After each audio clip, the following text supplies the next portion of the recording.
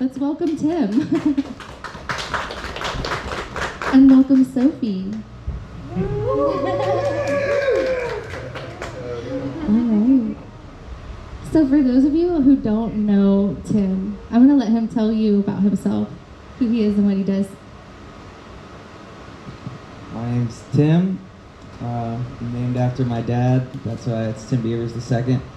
I thought it was Tim Beavers Jr. until I was like 17 and I was going to take the SATs or get a learner's permit or something. Yeah.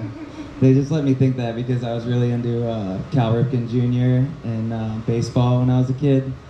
So then they were like, hey, when you're filling out stuff, just use Roman numeral 2. I was like, what? But I'm a musician. I've been playing music since my family got an acoustic guitar for Christmas one year. And I was like, I think I just turned 15.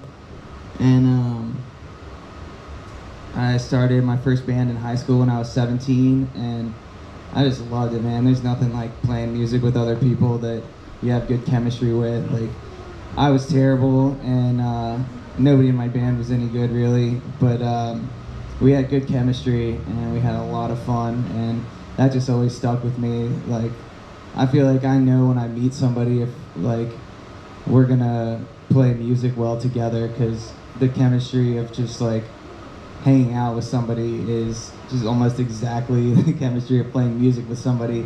And like skill is so second to that, in my opinion and in my preference, really. Like, I played with people that are, you know, really good, and we just don't think alike, and we're just not the same kind of people. And like, I'd rather play with somebody who's like playful and adventurous and doesn't know that much about what they're doing, you know.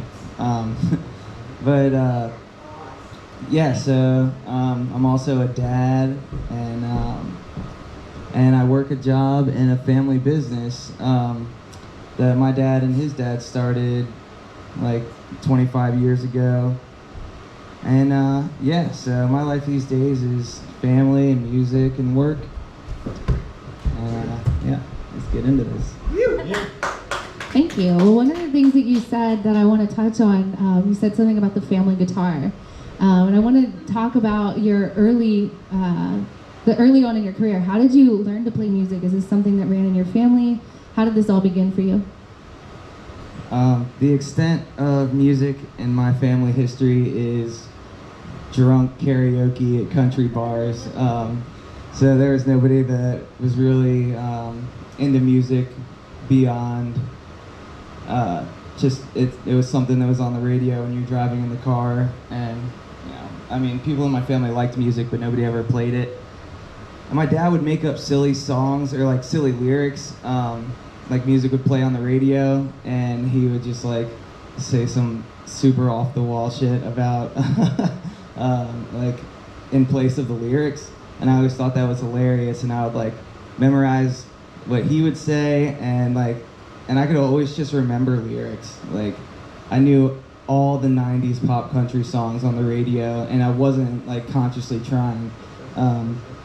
But that like really came into play later, and I didn't see it coming. Like, just that weird ability to like subconsciously focus on, I love lyrics and music, and I think it's just so interesting working on like in rhyme and rhyme schemes and wordplay, alliteration, just all those things that I didn't know why I liked them or even what they were called back then, but they really stuck with me when I heard like a clever line.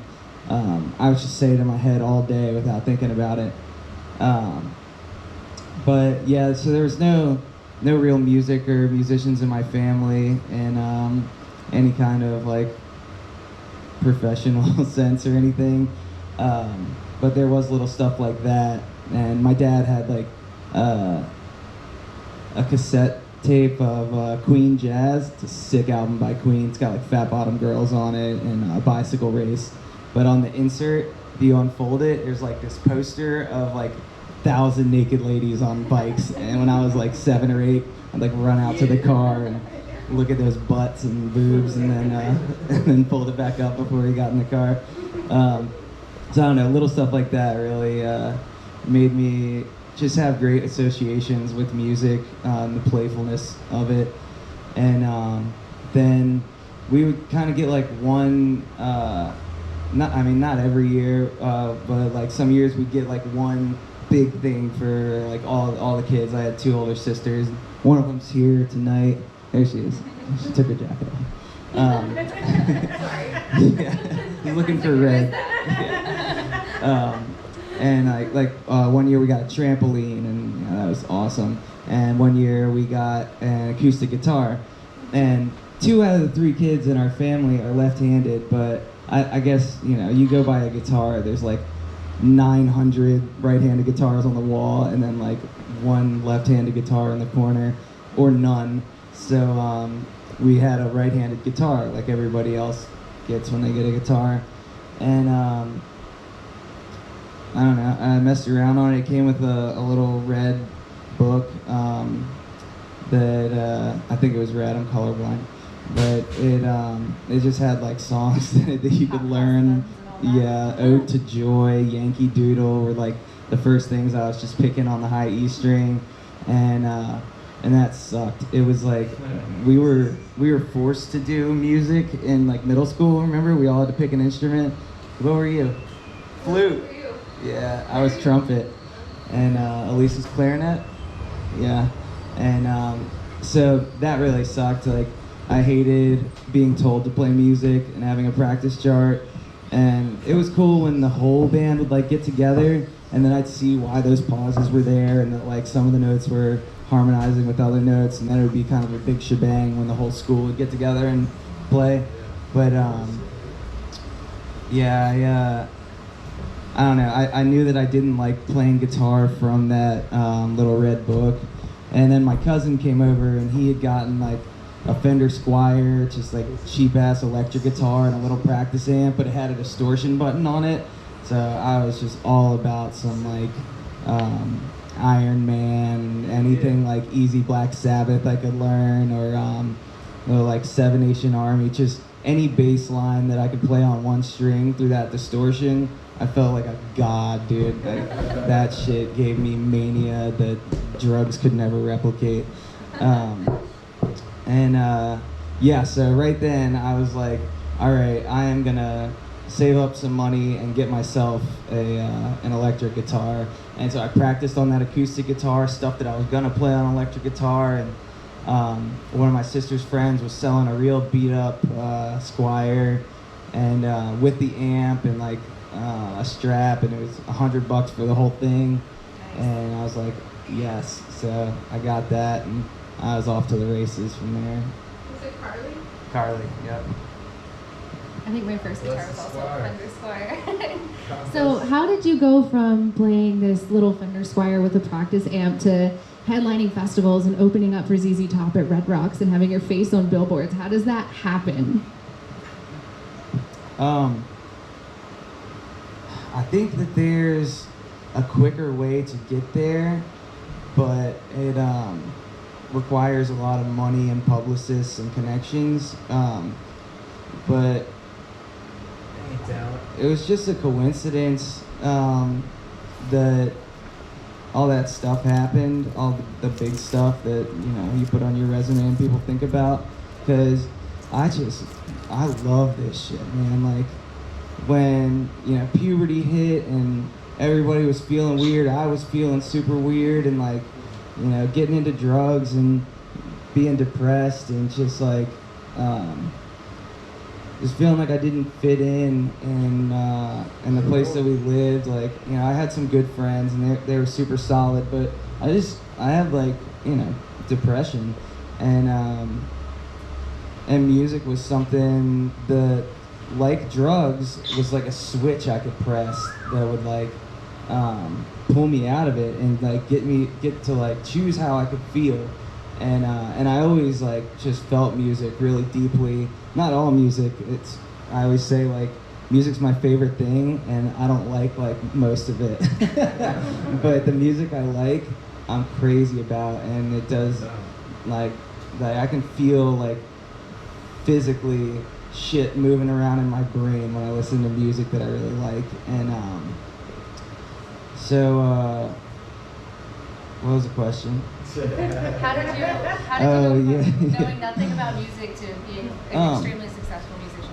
Yeah, so I just loved it, and I loved my shitty band in high school, and then when that fell apart, and college came, like I went away to George Mason. I had to go in state, but I wanted to go like the furthest place I could get into, and it was that or VCU, and I didn't know how rad VCU was, so I went to George Mason because it was further away, and I didn't really have anybody to play music with, so I just wrote songs. Like from the time my band broke up in high school until PBR started, I was just writing and learning and practicing. And so when the opportunity, I moved in with some friends, and Matt was the eventual bass player for PBR for the whole time, and he was doing some cool stuff, going and playing some gigs down in like North Carolina with a band, and I thought that was awesome.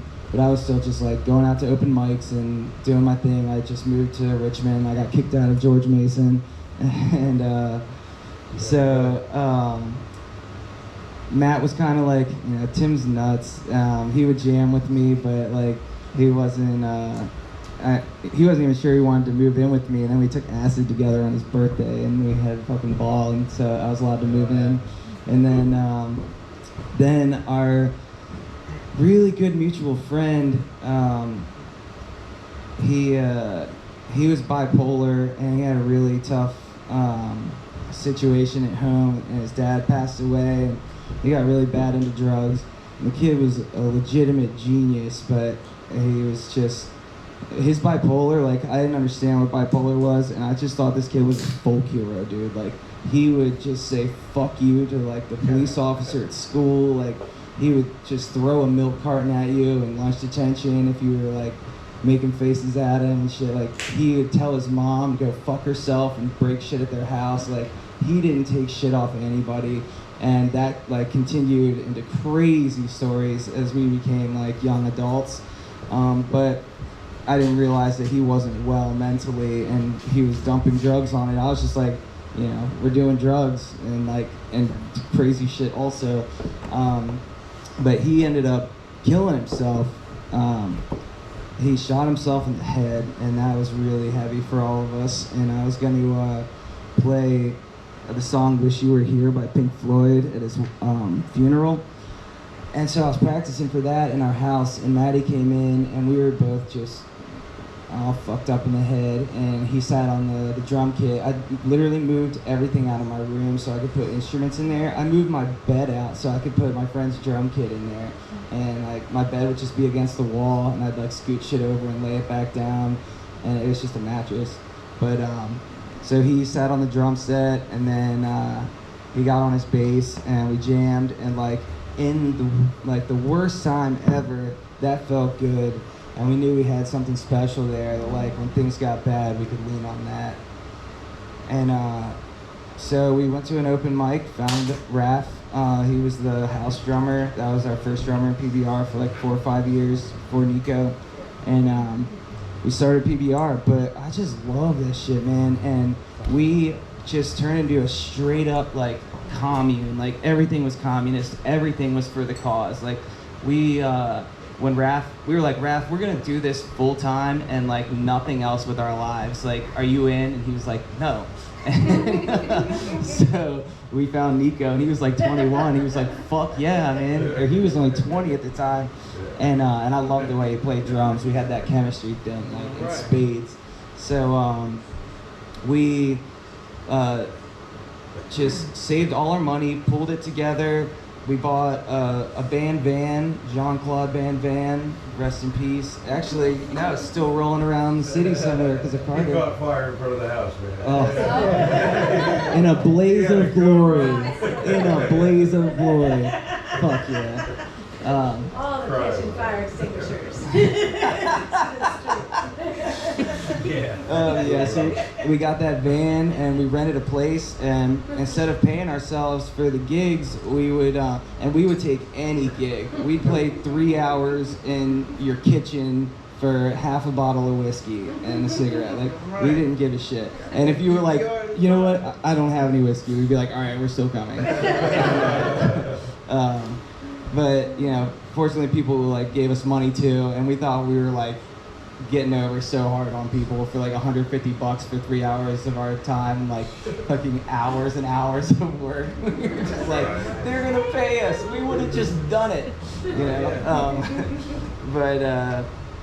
Yeah, so we would pay our rent, we would pay our bills, we would pay the van shit, and we'd buy ourselves meals, and just like, if we had extra money, we'd take a little bit and put it in our pocket, you know, go buy a shirt at Rumors or something, you know, go get drunk.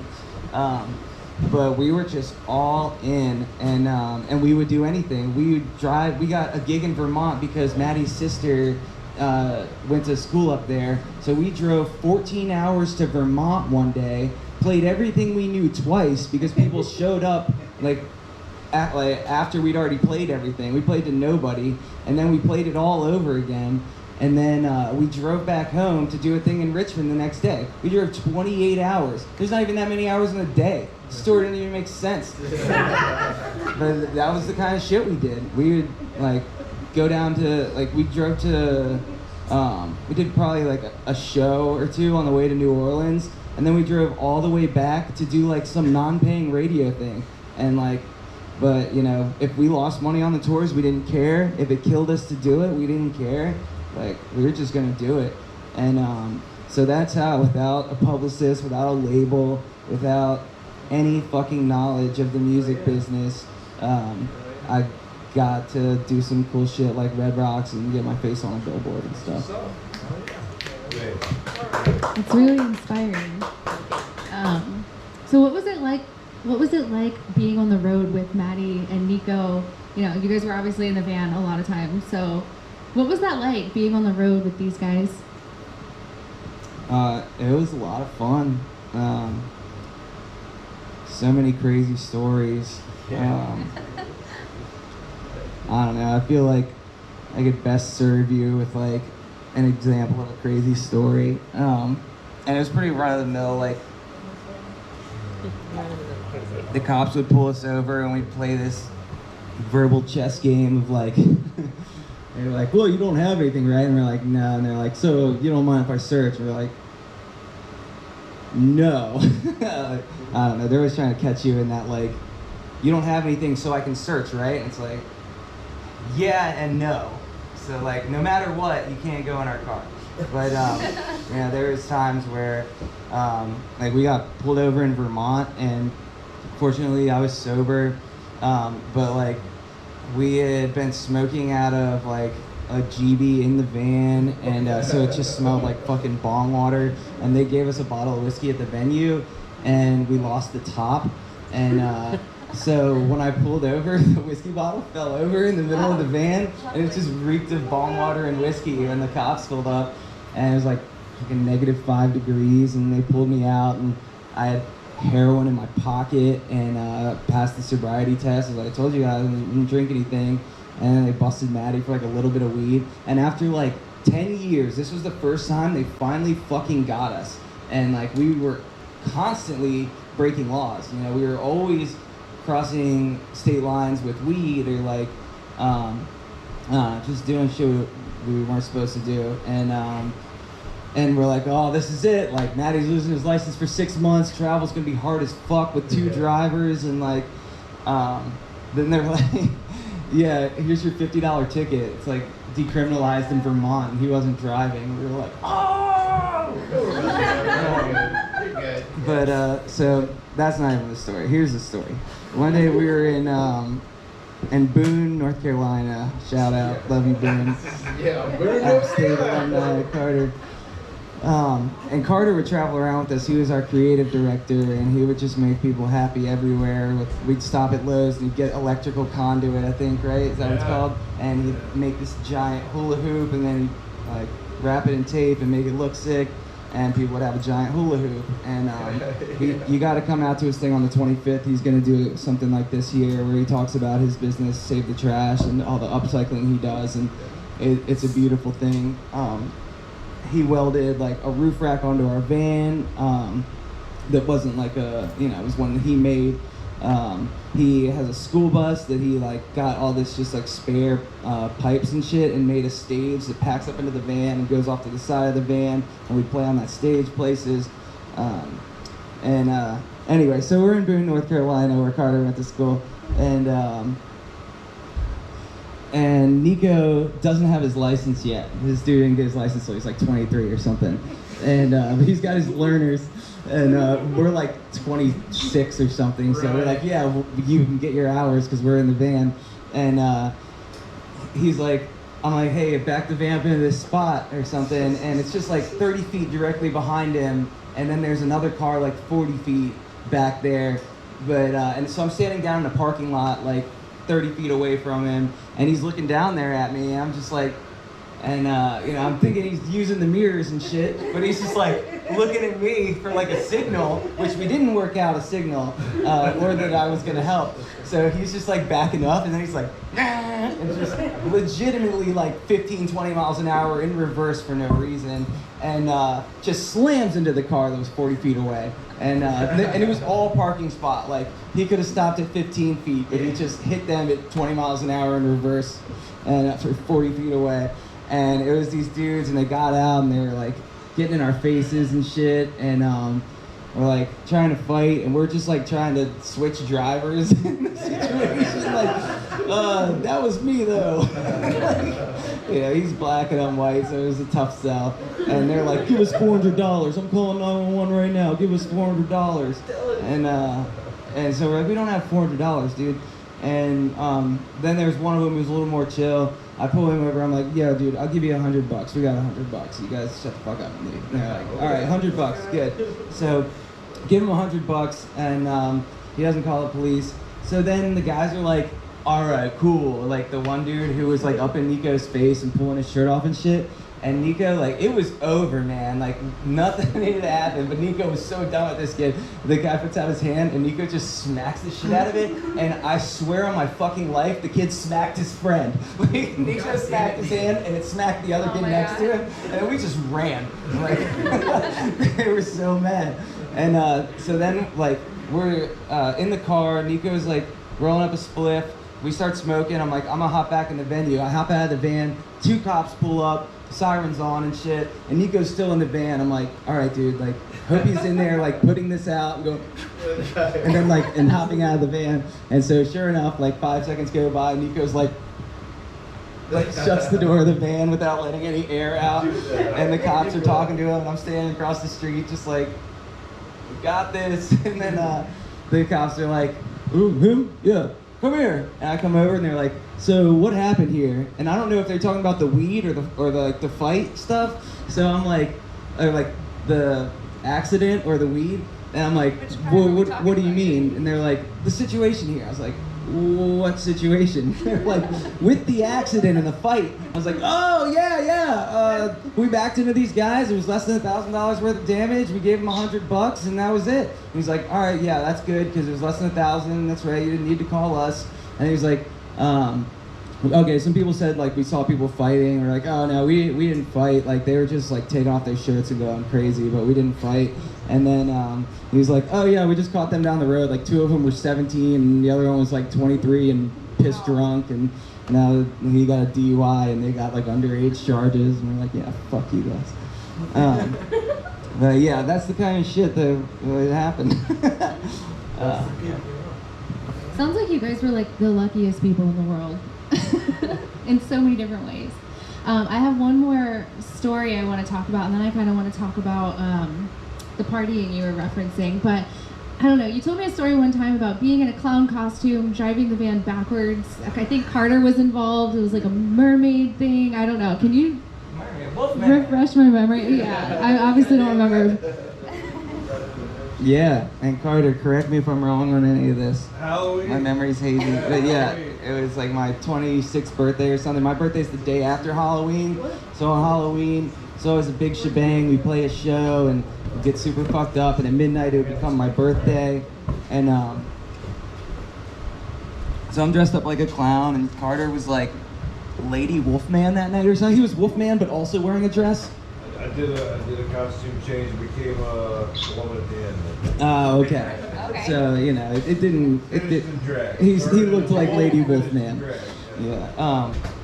And we were having this issue with the van, and this is kind of shit we would just put up with. For like months, our van wouldn't go into park. So we're driving around the country with a van that doesn't go into park. So to park it, we would have to like be hitting stuff or like up against the curb or like, Cinder block. you know, yeah, and we wore out the e-brake like immediately, like that wasn't even a thing. And then cinder block, when Carter was around being smart, I would just like park up against other cars and stuff. But so I was drunk and I drove back.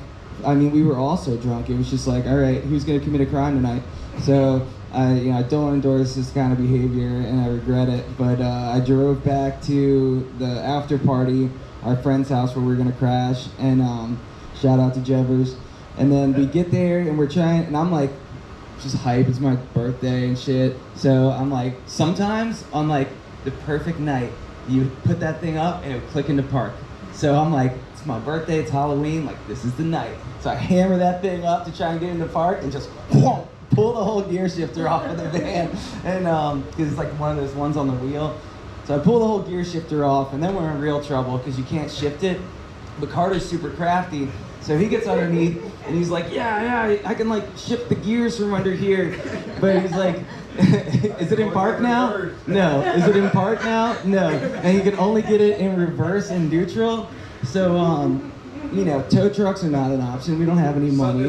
Like, we shouldn't even be out in the world being people. And we're like, we'll deal with it tomorrow. We get up in the morning, and all we've got is a van that goes in reverse and no money. So we're like, all right, we'll take it to a body shop. I look it up on the GPS. There's a body shop like a mile and a half away. So I'm like, all right, I'm gonna drive in reverse there. Carter's like, I got you, dude. He's standing on the back bumper, which is now the front of the van, and just kind of clearing out cars and giving me moral support.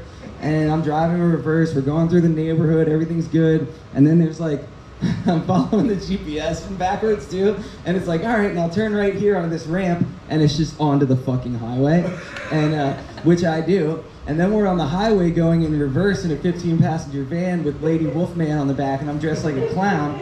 And I was just like, I didn't know whether to laugh or cry. I was like, I'm gonna go to jail on my 26th birthday. This is insane. And but you can't just fucking pussyfoot around. You really gotta go, because there's all these cars going so fast. So I'm trying to make like 25, 30 miles an hour in reverse. Carter's, were you on the back the whole time, or did you get in at some point? Not till we got off of that highway part. Yeah, so Carter's on the back. We are flying, and it's dangerous as shit. We're in the far right lane. We're sleeping. Yeah. You and I took it apart. We're gonna go fix the situation. Yeah. I love fixing situations with Carter. So we're driving in reverse, and cars are honking. They're like, "What are you doing?" We're like, "We know." You're going backwards. We make it to our exit like a mile down and get off the ramp in reverse. I'm sitting at a traffic light in reverse. That's when Carter got in. A cop car drove through the intersection going like the other way. I'm just like sitting there looking at a trash man like face to face. And he's like, I know, dude, like doing the best I can here today, man. Right. And so we go through the intersection. We're there at the body shop, and they're like, hey, like, we can't do anything for your piece of shit van, and also move your piece of shit van out of here. And we're like, seriously? So then we just like went in reverse back out into the street and into like a gas station or something. And then Carter went to a junkyard, found the piece, came back, put it on. Somebody like helped us with a ride for that, and then we were back on the road. And that's that story. Thank you for sharing. Yeah, luckiest person in the world. So yeah, you talked about there was obviously a lot of drugs and partying involved with PBR, a lot of really good times, but there was also a lot of like really dark times. So if you would feel comfortable sharing a little bit more about your recovery journey with us and kind of what that looked like then. Yeah. PBR was, it was tough being an addict in PBR because it was such a party and stuff, but it was also a real lifesaver for me because if I had just been at home all the time, I would have just been like working a job and spending that money on dope. But since we were poor from music, I, was often out of dope and out of money and would have to get sick and get through it. And we'd go on tour and there wouldn't be options for me to get high. And I mean, I tried options, man, for real. We would go places and I would get on Google and I would type in like most dangerous place in San Antonio, like worst crime neighborhood in San Antonio, and then I'd like hoof it if it was like walkable, or I'd like scrape together some bus fare and like take a bus there, and I would just like ask people for drugs, and I got ripped off a bunch, but got in some really bad situations where this one dude who was addicted to crack walked me over to this spot in Denver, and then they like beat the shit out of him and like told me to get the fuck out of there and showed me a gun, and it was like a Crip block, and like that dude was everybody was on bad terms with him because he had like stolen some money from people or something, so like it wasn't good that I was there with him, and it wasn't good that he was there. Yeah, I mean, I saw crazy shit like in San Francisco. There was this like 4-block square called the Tenderloin. Yeah, Thank you. Yeah, and I like was looking up shady shit in San Francisco, and then I saw like this Vice thing about the Tenderloin, and I look it up on Google Maps, and we were at this beautiful studio, Hyde Park studio, where like the Grateful Dead recorded American Beauty, and we got to do a single in that same studio. Like Frank Sinatra's piano's there, and I'm on my phone looking up where to fucking get heroin instead of like enjoying that experience. And I missed a lot of cool shit, just like waking up in the morning and disappearing, trying to go score. And so I go to the Tenderloin. It was a dark place, man. Like, it was really sad. Just like blocks and blocks of people just down and out, strung out. LA was the worst, man. The Skid Row tent city I went to there, I took a shit on the street next to some other guy taking a shit on the street. And yeah, like got ripped off for dope. Fucking tried to smoke fake freebase, fake black tar heroin on a bus behind a fucking cop, like 4 rows up, who was like coming out from work or something, and it was fake shit, and I got ripped off. But yeah, I mean, just so much stupid shit, and that stuff, it's good stories, but like it wasn't fun, man. Like it was straight up compulsion, and like when that shit happened and I got ripped off, like I had to go crawl back to these people's house and just lay there for like 3-4 days in these people's house. They're like putting us up while we have these big shows coming up, and my face is on a billboard on some fucking LA fancy street, and we were playing like the Echoplex, and my band's just like disappointed. I mean, every time I disappear, it's just like, damn, and then every time I show back up, it's just like, if I'm in a good mood, it's like bittersweet, because like that means I scored. And if I'm not, then it's like great that I'm not getting high and I'm gonna have to like get sick through this, but like I'm just a waste of space, and it sucks watching me just like on the fucking couch for 3 days and like talking about killing myself and shit. And then it'd be like that for like the first 3 days of tour a lot of times, and then I'd come out the other side and we'd have a great tour, and I'd be clean, and then I'd come home and I'd start the shit all over again, man. Like the compulsion just owned me for so long, and like that's the compulsion that started like I had it for other things in smaller ways, but when I started doing drugs in my like early mid-teens, like that shit hit me hard and it never went away. Even when I was abstinent, like that compulsion was always still there. And for almost 20 years, and I'm 34 now, and I just started doing NA like 7 months ago, and it's like a requirement of it is like trying to find like some spirituality and just like follow some simple fucking suggestions and shit. And like, man, I have whole days and like whole weekends and like where I don't have those compulsions, and like I could fucking cry, man. Like, yeah. So yeah, I mean, addiction is such a bitch, man, and it sucks for your family because they've got to obsess about you dying and shit, and trying to figure out like what they can do to fix you, and there's nothing. Like, just everybody's helpless and hopeless and just suffering, and like that shit sucks, man. So look into recovery if you need it, and if you got family, you know, suggest it to them, and just hang back. Don't kill yourself worrying about them. I don't have an answer, man. Thank you so much for sharing that. And I just have one last question before we get into the music. And one thing that we, you know, humans in recovery love to do is spread the message of hope. So if there's someone in this room that might be silently struggling with a substance abuse problem, what would you say to that person?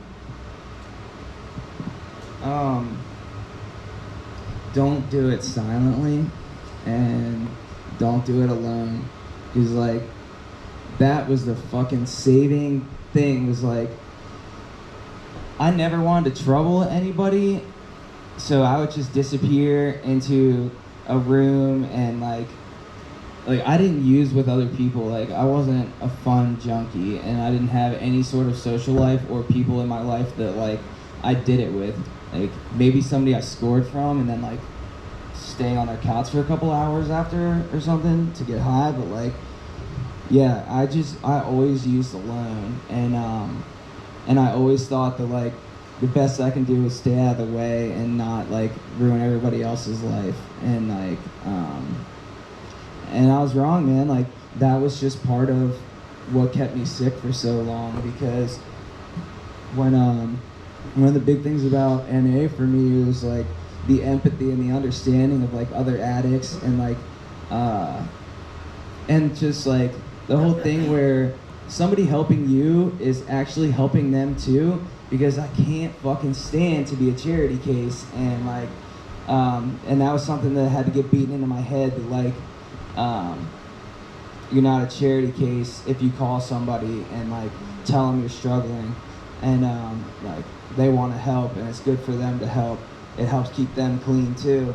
And so just like grab a few people and lean on them and talk to them and call them, and just fucking surrender to the fact that like I can't not get high, but like with help and like with a program, like I don't know if there's something like special about the kind of recovery I do, or if it's just like a general fucking thing that I'm like doing something that is outside help. But like, huh? It's you, bro. That's all you found. But yeah, man, just don't do it alone. You can't, and there's no fucking shame in that. Like, nobody can.